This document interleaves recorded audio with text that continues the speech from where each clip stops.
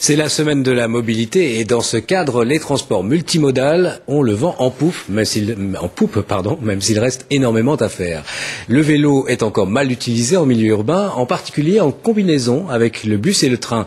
La Société régionale wallonne des transports propose de mieux combiner bus et vélo, notamment en lançant un nouveau modèle de vélo pliable. Bernadette Coffinet. Directeur de la mobilité au cabinet du ministre wallon, Dominique Van Deuil sait de quoi il parle. Le vélo pliable, c'est son quotidien. Ça a l'air d'une facilité déconcertante.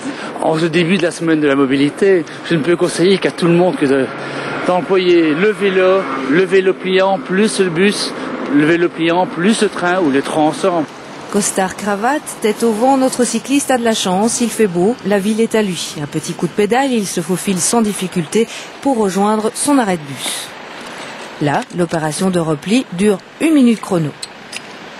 Le cycliste redevient piéton et son bagage roulant à la main entre dans le bus sans le moindre surcoût.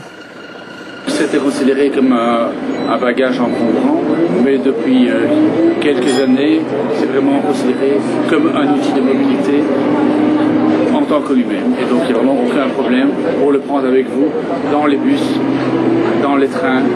Destination la Société régionale wallonne des transports. Notre cycliste va tester un tout nouveau prototype de vélo pliable proposé par la société elle-même. Le risque de déchirer son pantalon dans la chaîne, il est relativement facile, très facile à plier. Dernier avantage, mais pas le moindre, il est nettement moins cher, environ 50% du prix du traditionnel. L'engin sera testé durant 6 mois par 60 volontaires, puis amélioré afin d'être in fine intégré à part entière dans le réseau Tech.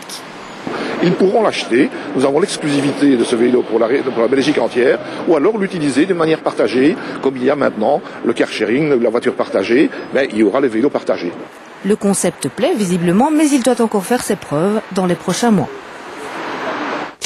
Et ce soir, l'émission Au quotidien reviendra sur cette semaine de la mobilité. Les journalistes de l'émission compareront précisément des offres de la STIB et des Tech avec 2 bus côte à côte au pied de la tour Reyers.